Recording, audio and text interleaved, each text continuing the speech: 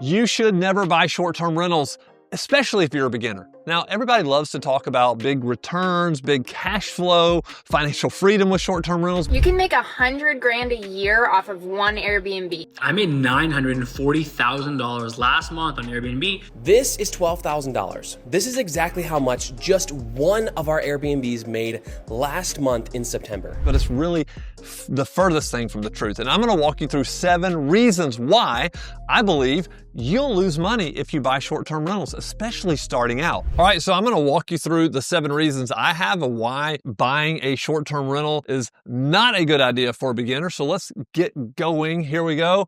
Number 1 is just unpredictable income.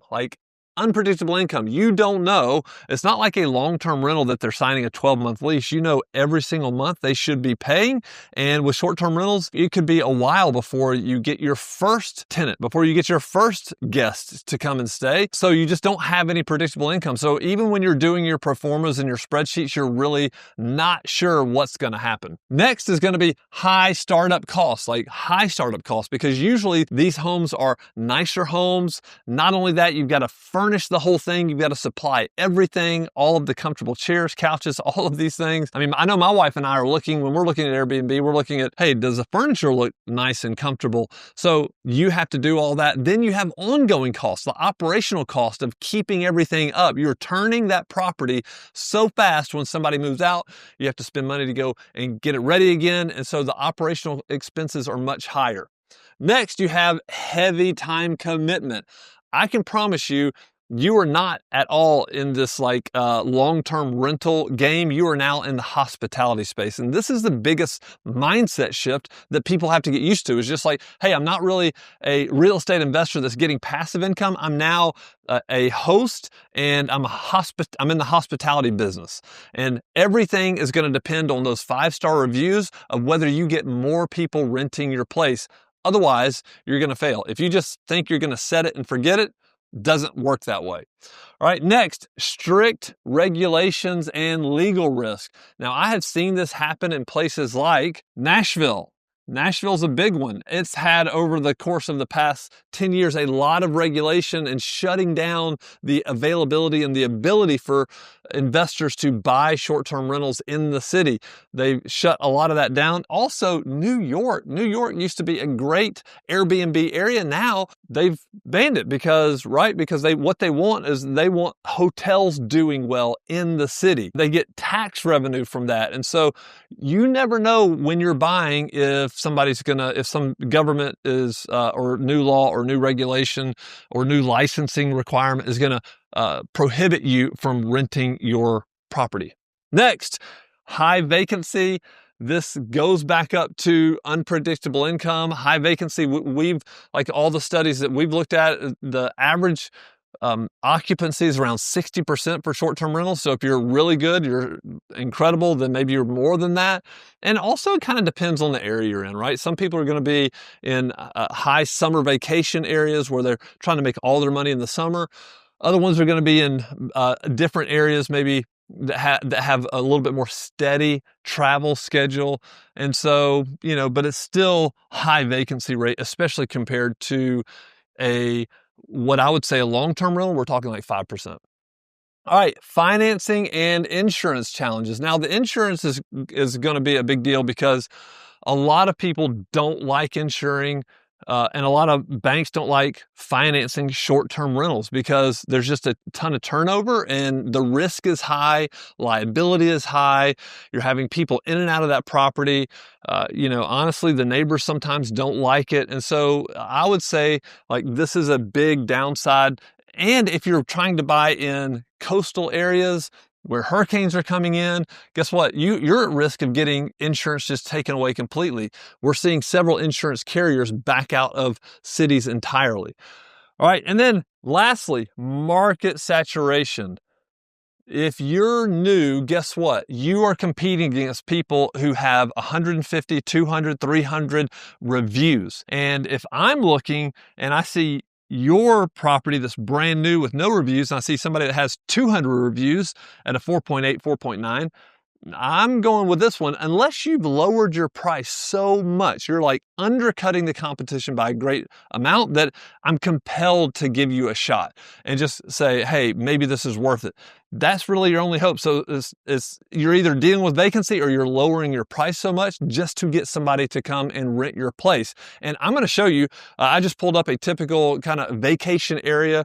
It's not too far from where I'm standing right now, about 4 hours away. It's an area called Panama City Beach. It's right on the Gulf, and it's a great place. People love to go there on vacation. The beaches are beautiful, the water's beautiful. And so let's take a look and see what the market's like over there right now. If you're a brand new investor and you're buying an Airbnb today. I pulled up Panama City Beach. I'm looking at July, middle of the month, 17th and 18th. I'm just looking for a night to stay down there, enjoy the water, beautiful place. The problem is there's 615 places to choose from. 615. So if you're a brand new investor, how are you going to stand out? You're going to have to lower your price way down, or you're going to have to compete against 650 people that have properties here. And guess what? There's 15 pages. What if you're on page 7 or 8? How in the world are you going to get found? I can tell you, you're not. And so this is one of the problems with people buying now. They're brand new and the market is saturated where they want to buy. So I just want to warn you, this is very, very dangerous because you're going to have higher than expected occupancy in that first year. And so what I want to do is I want to walk you over to the board. I'm going to run down all of the expenses, upfront expenses. I'm going to walk you through operational expenses and then revenue and what you could expect with a typical deal if you were going to buy something like this, maybe down at the beach or somewhere else, and just walk you through exactly how much money you could lose. All right, so let's look at some real numbers for what it might cost you to buy a Airbnb short-term rental today and how you could potentially lose a lot of money every single year. And so let's just look at, I'm thinking $300,000 for a turnkey property. Maybe it's at the beach, maybe it's, a condo or something like that down at Panama City like we just looked at. But remember, it's saturated. So you got your competition, you've got 600 other competitors out there, but you buy a property, you put $60,000 down, which is a good chunk. You're paying $9,000 for closing costs. You're paying $15,000 to furnish this thing. Now look at this. You cannot afford to skimp on this. If somebody goes to your property and stays there and the couch is uncomfortable, the chairs are horrible, you have a small TV, like they will give you a bad review. So you can't skip on that. And I think that's probably 15,000 is probably a little bit low, but we'll go with that. Photography, you can't do this yourself with your iPhone. You have to hire somebody. I'm giving you a break. $500 is not all that much. Legal and licensing, $1K. So your total is $85,500 of upfront costs. That's cash out of your pocket. Now let's look at the operating expenses because the news doesn't get much better. All right, so let's look at this. You have a mortgage. Your mortgage at 6.5% is $18,000 a year. Then you have property taxes of $3,000 a year. Then you have insurance of over $3,000. You have utilities of $4,000. You're paying utilities every month. Property management, I'm just assuming a price that we're going to get per night, and I'll talk to you about that in a little bit. Annualized at 60% occupancy is $11,000, and that's property management for these. It's really expensive. It's 25% versus a long-term property management company is somewhere around 8 to 10% usually.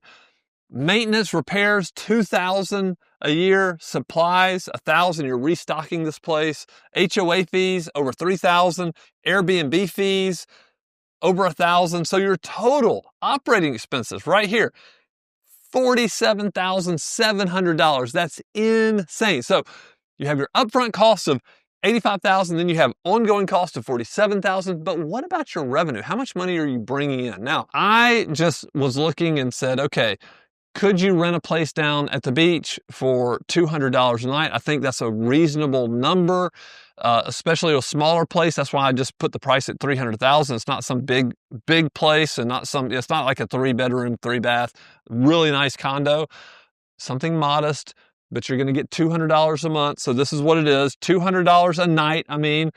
at 60% occupancy is going to come out to revenue of $43,800 versus your operating expenses of $47,000. So you end up losing $3,000, almost $4,000 every single year. And look, you put cash in this thing and you're still losing money every year.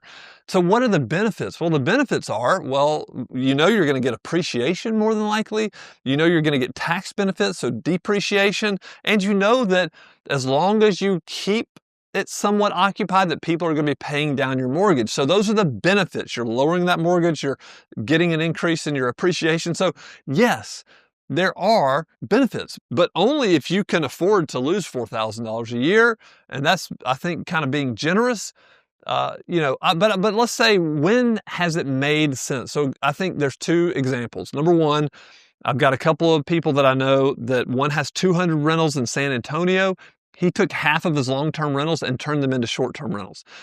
This person's a very experienced investor. They know what they're doing. They turned half of them into it, and mainly for cash flow, but he knows what he's doing. Experience. The other person has down here in the South has 100, and he's doing it one by one. He's just like, as they become vacant long term, he's fixing them up, rehabbing them really nice, putting furniture in them, and just doing them one at a time. Again, very experienced investor, knows what he's doing. That's one way it would make a lot of sense. The other way is, like, I have a friend who has a beach condo in Myrtle Beach, South Carolina, and he and his wife have done everything themselves. They manage it themselves. They did the rehab themselves. They do everything. They have a couple of local people that help them with restocking and cleaning and stuff, but otherwise it's like DIY, and they are hustling. It has worked for them, but the big kicker there is they bought it back when interest rates were real low. So of course it's going to help them with cash flow. Plus they're taking on a lot of the sweat equity themselves. They're working really hard to make this work. So that's it. That's when it would make sense. So what type of property should you buy if you want to get into real estate? So I would avoid short-term rentals, and I would go with a single family long-term rental if you're just getting started. And these things are more predictable. There's definitely a demand for long-term housing in this country. It's more expensive to own a home now than it is to rent. So more people are renting houses. So if you can find a good deal, I think long-term rental is the way to go. Now, if you want to know what kind of property I would buy after 20 years of experience in the business, then go ahead and watch this video. I'll show you exactly what kind of property I would buy.